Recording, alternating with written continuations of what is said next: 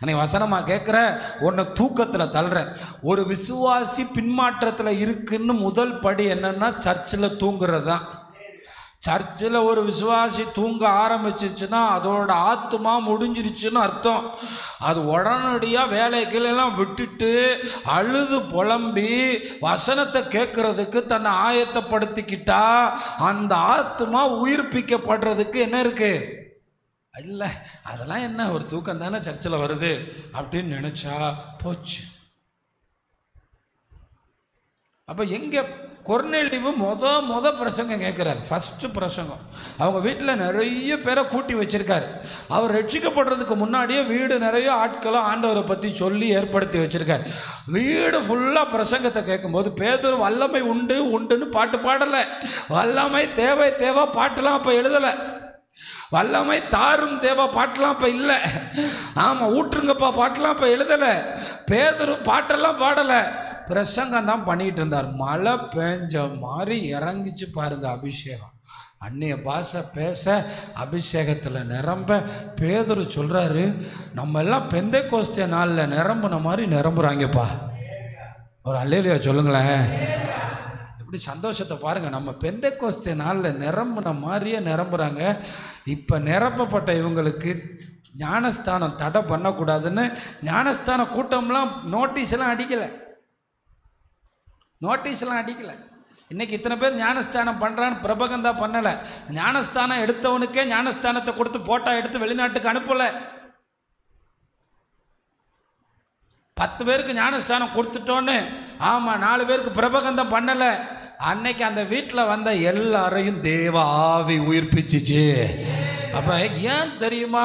லீஸ்திரா பட்டணத்தில் பவுல் பிரசங்கம் பண்ணும்போது ஒரு சப்பானி உற்று கேட்டபோது எல்லாரையும் விட்டுட்டு பவுல் அப்போஸ்தலன் அந்த சப்பானிக்கு நேராக திரும்பினா, சப்பானி ஸ்கூலுக்கு போயிருக்க வாய்ப்பு கிடையாது, படிக்க வாய்ப்பு கிடையாது, பிச்சை எடுத்துக்கிட்டு தான் இருக்கான். அவன் அந்த வசனத்தை கேட்குறானே, அவன் இன்னைக்கு எழும்பி நடக்க போகிறான். இன்றைக்கி விசுவாசி நடக்காத காரணம், விசுவாசி கடனில் இருக்கிறது காரணம், விசுவாசி வறுமையில் இருக்கிறது காரணம், அவனுக்கு வசனத்தின் மேலே ஈர்ப்பு இல்லை. என் பிள்ளைக்கு காய்ச்சல், என் பிள்ளைக்கு முடியல, ஐயோ அவன் சாப்பிடல. இதெல்லாம் மாம்சம், ரைட்டு, இதெல்லாம் மாம்சம். உன் பிள்ளை ஒரு பரலோகத்துக்கு போகணும், அதே பரலோகத்தில் நீயும் போகணும். அதுக்கு நீ உயிர்ப்பிக்கப்பட்ட அனுபவத்தில் இருக்கணும். உன் ஆவி உயிர்ப்பிக்கப்பட்ட நிலைமையில் இருக்கணும். நான் ஒவ்வொரு 24 மணி நேரமும் ஏசு எனக்கு கிருபையா தர்றாரு. அவருக்காக அட்லீஸ்ட் உன்னால் வீட்டை தாண்டி போய் சுவிசேஷம் சொல்ல முடியாட்டாலும் முழங்காலில் 2 அழுகலாம்ல. ஆத்துமாக்களுக்கா நீ அழுகிறது எதுக்கா?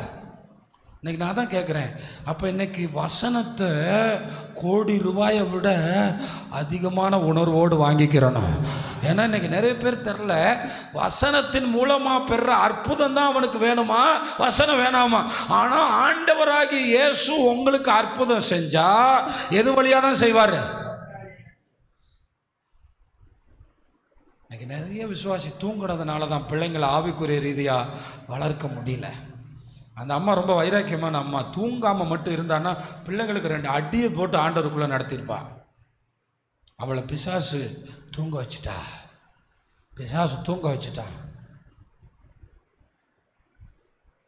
இந்த வசனத்தை நல்லா படிச்சுக்கிறங்க. வசனம் உங்களுக்குள்ளே வரும்போது ஆவி மட்டும் வராது, ஜீவனும் வரும். அந்த ஜீவன் உங்களை பரலோகத்தில் கொண்டு போய் சேர்க்கும். அதான் ஜீவன் பரிபூரணப்படும். ஏன்னா இந்த சரீரத்தை தூண்டி போச்சிடுவாங்க. ஆனால் நீங்கள் வசனத்தை கேட்டு வசனத்துக்குள்ளே வாழ்ந்த விசுவாசியாக இருந்தால் சரீரத்தை விட்டுட்டு ஆவி ஆத்மாவை ஆண்டவர்கிட்ட போயிடும். ஆவி ஆத்மாவை ஆண்டவர்கிட்ட போனனால அந்த ஆவி புதிய ஜீவனோடு இயேசுவோட இருக்கும். அதனால தான் சொல்கிறேன், ஆண்டவர் எப்பயுமே யாரை தேடுறாருன்னா வசனத்தை நேசிக்கிற, வசனத்தை கேட்குற